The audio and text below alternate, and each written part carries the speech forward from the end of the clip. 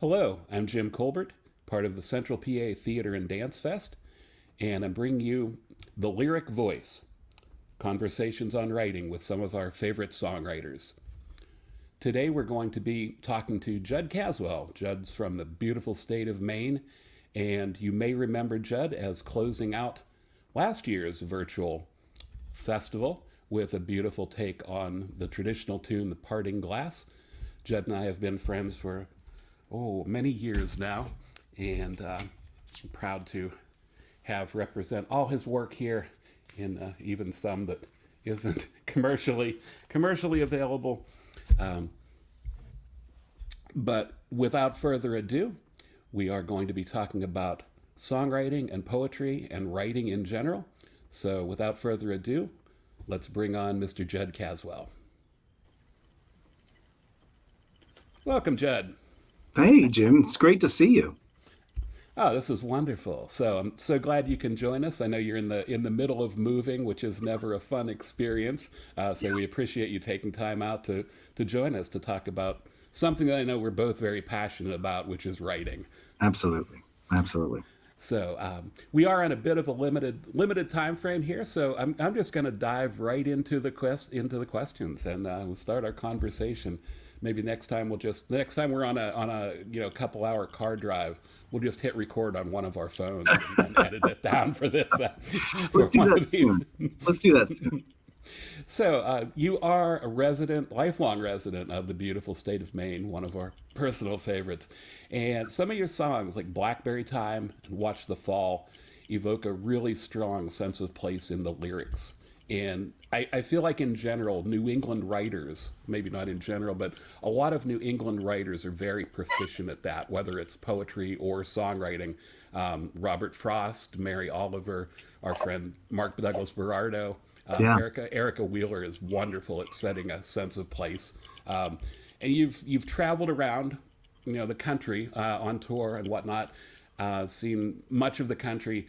But how much does your environment have upon your lyric writing? Like, do you feel you're channeling the lighter side of Robert Frost when you tell a tale like For Sale, which I think was the first song of yours I've ever heard you do live? Oh, I could be really? wrong.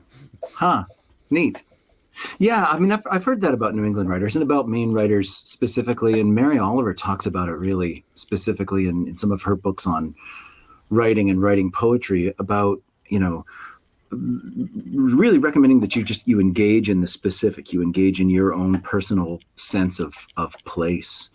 Um, I don't know. I decided that I sort of wanted to elevate the local for me. I wanted to focus on things that were close, things that were small, things that were maybe overlooked, things that weren't necessarily part of the vernacular of sort of the whole American culture, because you get lost, you get swamped in the noise of the whole country when you're writing about just those things, when you're trying to evoke those things. And I care about the place I live, and I think, for instance, the Androscoggin River is worth singing about. I think the Androscoggin River is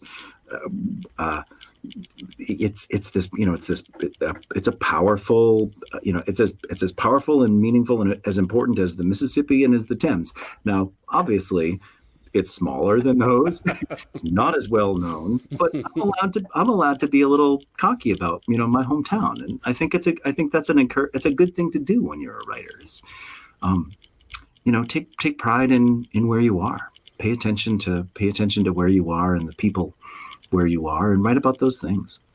And Androscoggin is certainly a whole lot more fun to say than either of those other. Sure, right? Right? Actually, that calls to mind. There's an Andrew Wyeth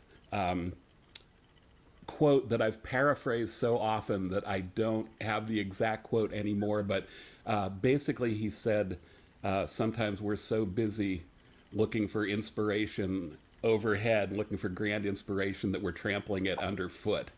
Yeah, yeah. I really like that. Focusing on the local and where we are. Well, and you really helped me do that as well, Jim. You sent me that book of Wyeth's paintings, and you said, your songs remind me of in a way of Wyeth's work, his attention to detail, his attention to the land, attention to his sense of place, and I found that really inspiring. And I've gone to the Farnsworth Museum up in Rockland a number of times with that in mind, trying to, and I really feel that. I really feel that connection to his work and his, because of course he lived in, well, Christina's world is in Cushing, Maine, which isn't all that far from where I was born and where I spent the youngest years of my life. And so that sense of connection to that kind of a place is really strong.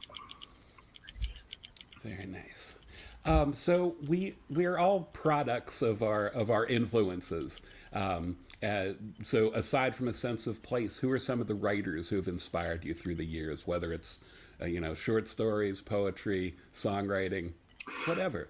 Yeah, as a songwriter, James Taylor and John Gorka and Cat Stevens and Paul Simon are big influences. A few years ago, it's funny, maybe, I don't know, 15 years ago, a friend of mine suggested that I should do a program on the connection between New England poetry and New England music.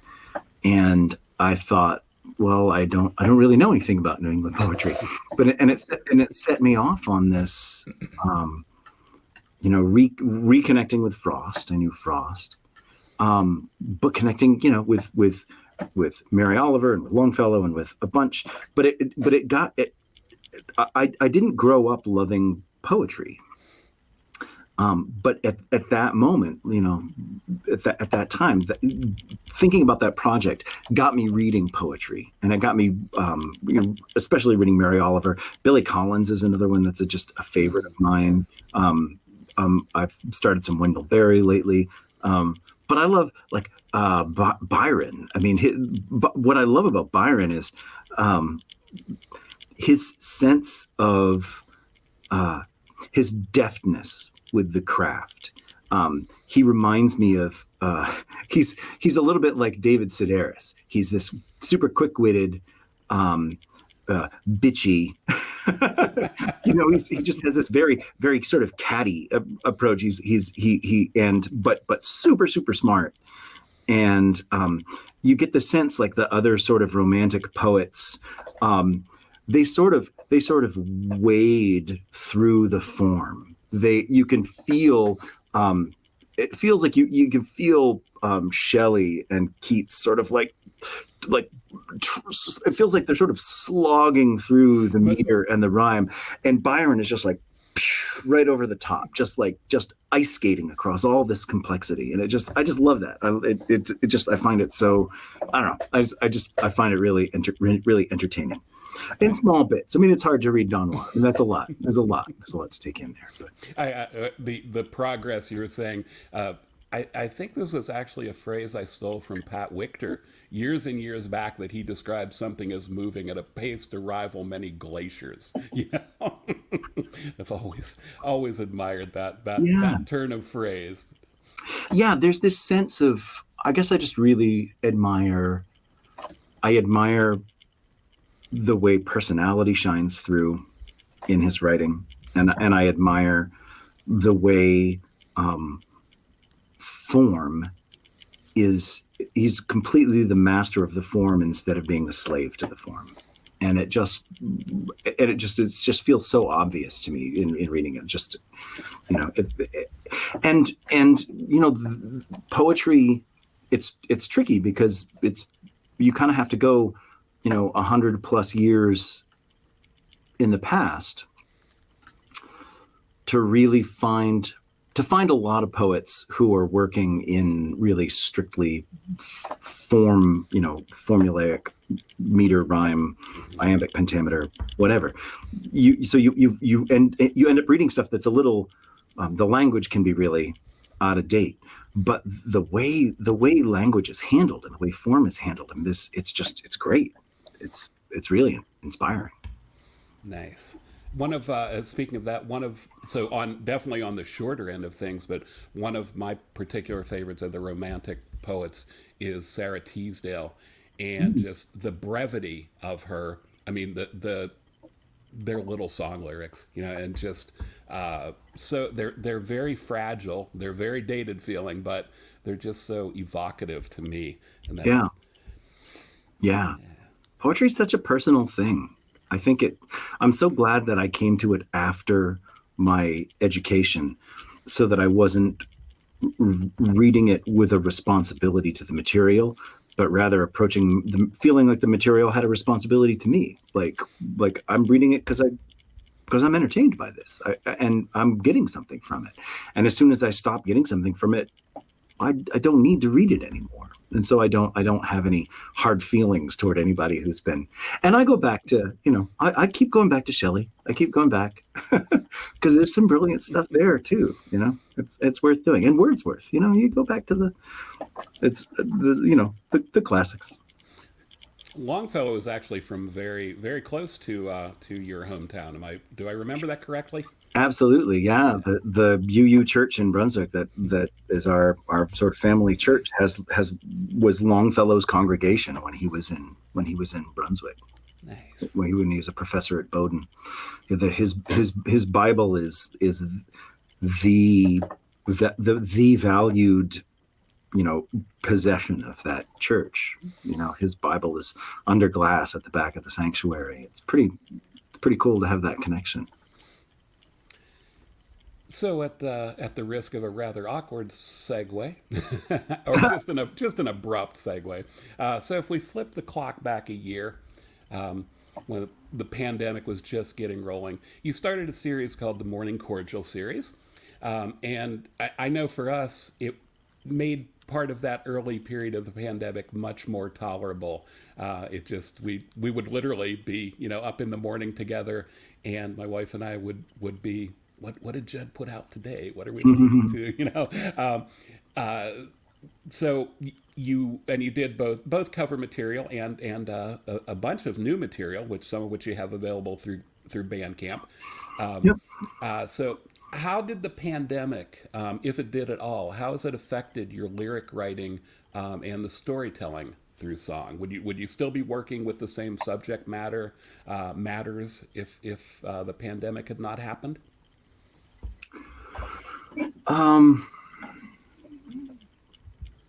It's a tough. Well, certainly, I would not be doing the same things. For sure, I wouldn't be doing the same things if the pandemic hadn't happened. And I've written some songs. I've written a bunch of songs very, very much inspired again by just being home for this whole time. I wrote this song called I said a Rumi poem called "Keep Walking." Which was sort of drifted across my consciousness, just sort of wandered into my field of vision sort of randomly when I was reading another book and this Rumi poem was quoted in it. And it just spoke to that moment so completely. The sense of not having control of the future, and just that need to just sort of put one foot in front of the other. And I think I was feeling that very much. It was very much a world with no future for a long time. Not like literally I felt the world was going to end, but there was no future that I could predict. I couldn't make plans and expect to fulfill them 2 weeks later. And I didn't want to spend all my time making and breaking commitments. And so it became a very different sort of time. Interestingly enough, so one of the songs, Live at the Seagull Shop, That's the Way We Climb. This predated the pandemic, but I felt like this was just a perfect anthem for Pete Seeger, like in its feel of just coming together and facing adversity and triumphing over it, hopefully. So your first CD, Simplify, was 1998. Yeah. And still putting out great stuff. But made reference to that's the way we climb, and yeah, that's something I've returned to a number of times in the past year, just for the nature of this literally lifts me up, and that's, I mean, I just think that's so powerful, just such a wonderful thing that music and lyrics can do for us. Yeah. Well, I think in a lot of ways, if I ever write a song that sounds like it's giving advice, it's I'm just putting down advice that I need to hear again myself.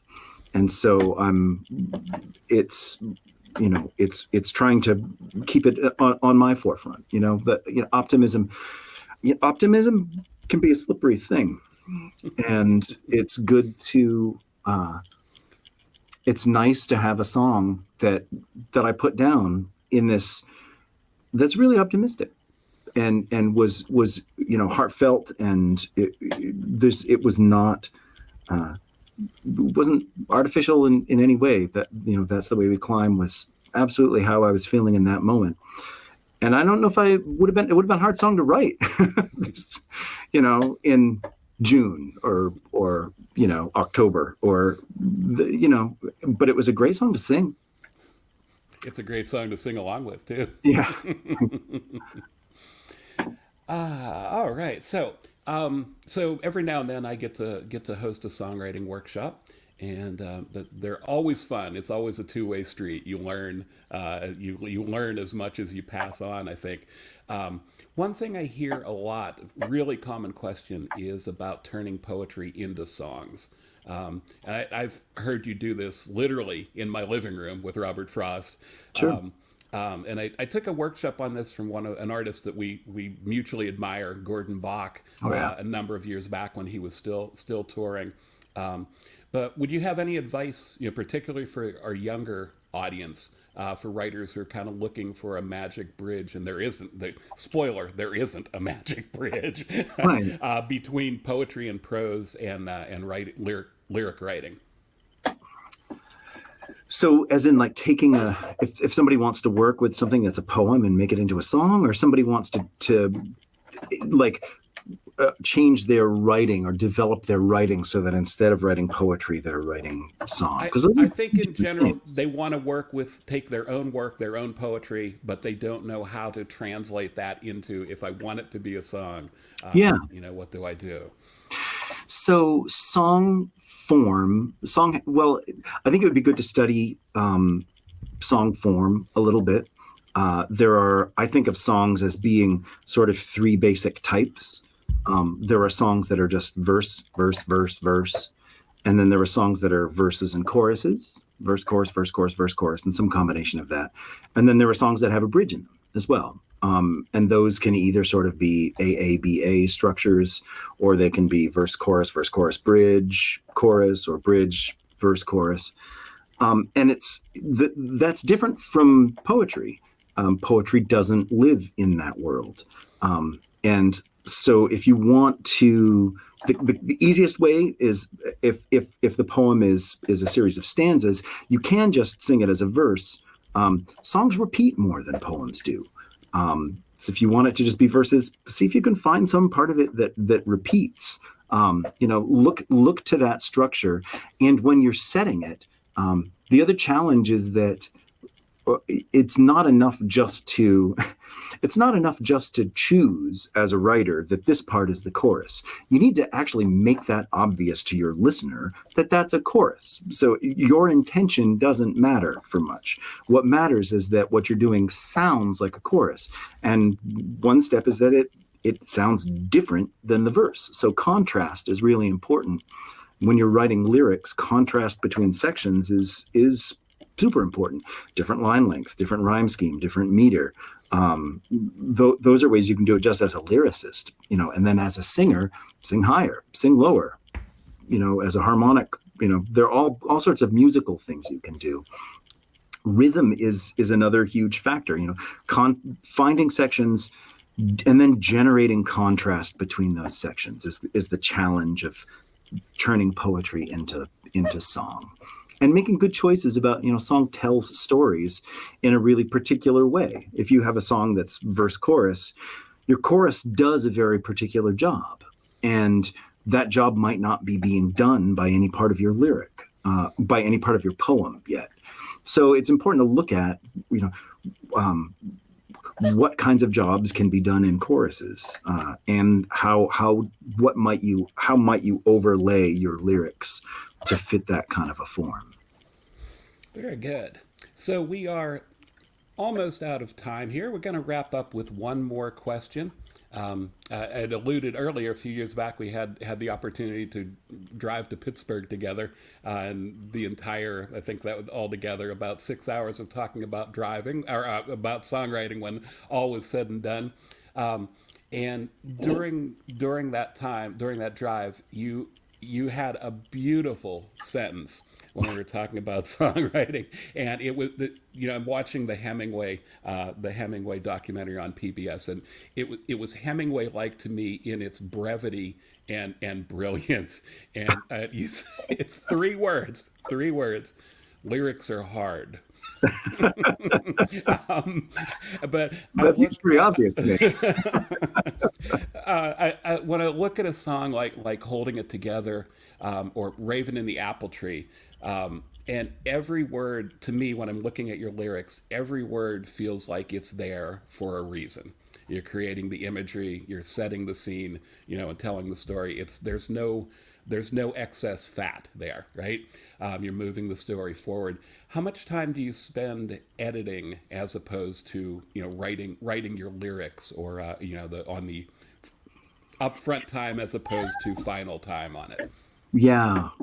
Well, first off, thank you. I appreciate that observation about those. A ton of time editing. Editing is like I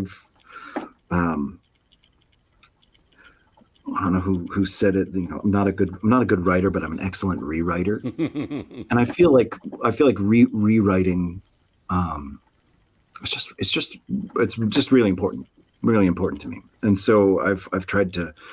I feel like songwriting, in a way, is trying to catch lightning in a bottle, because what you're doing is you're trying to write with your ear. Musically, you're trying to write with your ear. You're trying to hear music and then remember it.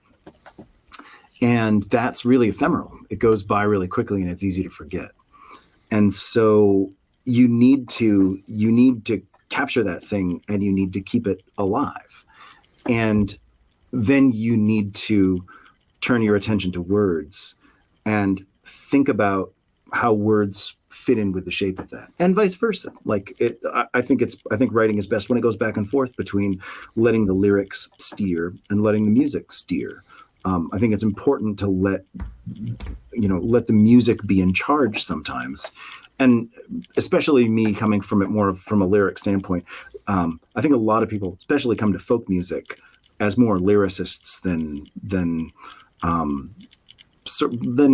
composers, I would say. And turning attention, trying to let the music have a little more control over which way it goes is really important. It's important to listen for that.